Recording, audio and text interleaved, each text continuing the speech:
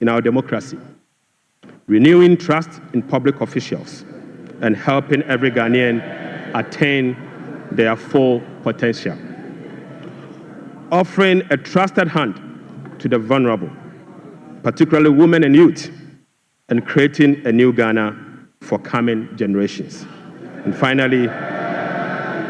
finally, stimulating demand by patronizing made-in-Ghana goods under the 24-hour economy. Mr. Speaker, today I came to this chamber with made-in-Ghana bag, signifying, Mr. Speaker, with made-in-Ghana bag,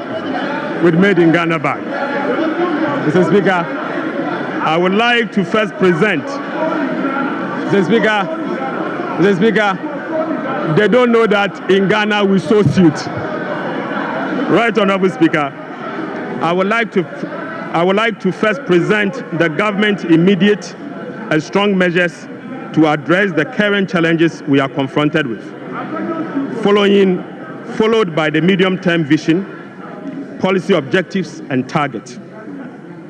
Right, Honorable Speaker, consistent with Section 14 of the Public Financial Management Act 2016, Act 911, the fiscal policy objectives of this government is to support the economic transformation agenda to ensure the macroeconomic stability of the country within the macroeconomic and fiscal framework.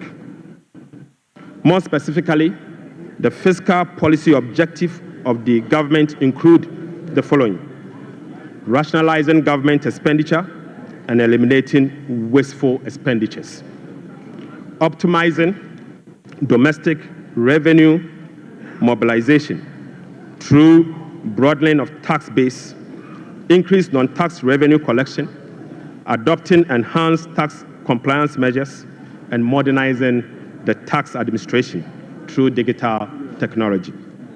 Mr. Speaker, we will also increase the share of domestic expenditure to spur economic growth and job creation.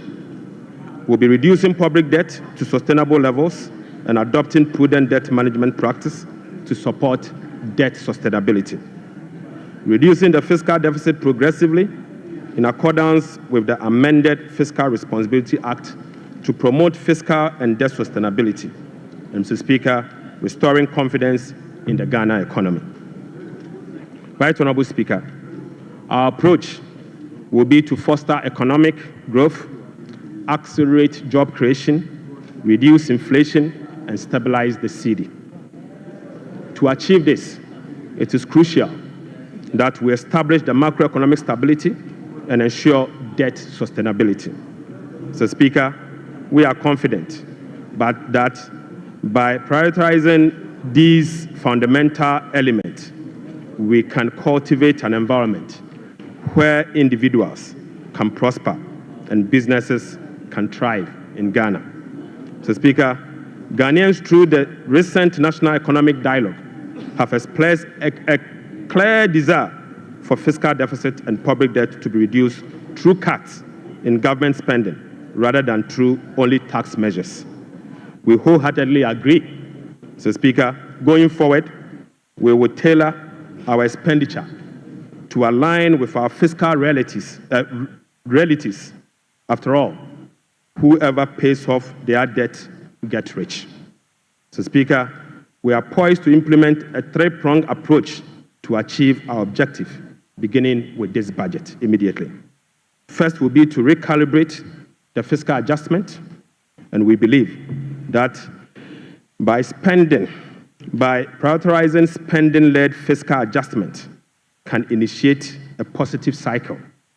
Fiscal adjustment can initiate a positive cycle in a way that first, it will help lower inflation and curb depreciation of the cedi.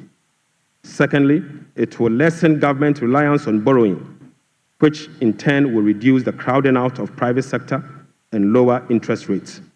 Lastly, this approach will ease the strain on monetary policy, allowing the central bank some greater flexibility to reduce monetary policy rates, ultimately resulting in lower bank and lending rates.